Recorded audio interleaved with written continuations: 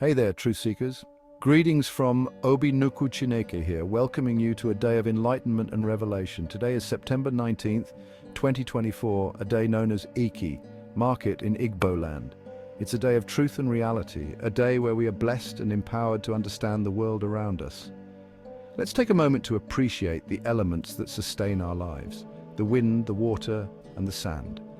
These natural forces are not just mere elements, they are the silent monitors of our existence, keeping us in check and maintaining the balance of life.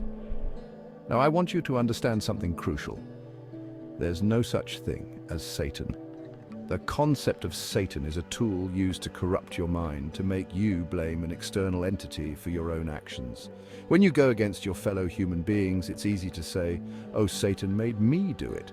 But that's just an excuse, a way to avoid taking responsibility. Think about it. They tell you that God is merciful and will forgive all kinds of evil. This belief makes some people think they can harm others and then simply pray for forgiveness. But let me tell you, destroying another human being's life and then seeking forgiveness is a lie. It's not that simple.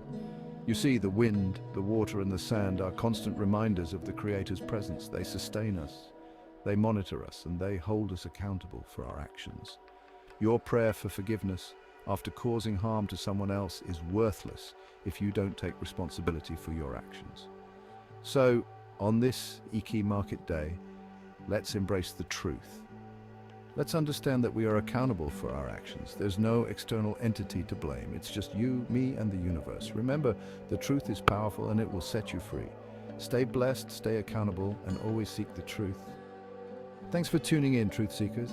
From Obi Nnukwu Chineke, also known as the wind, water, and sand, the blessings of the universe, Onye Ndu, Ikuku Achinike, the messenger of the truth afterlife.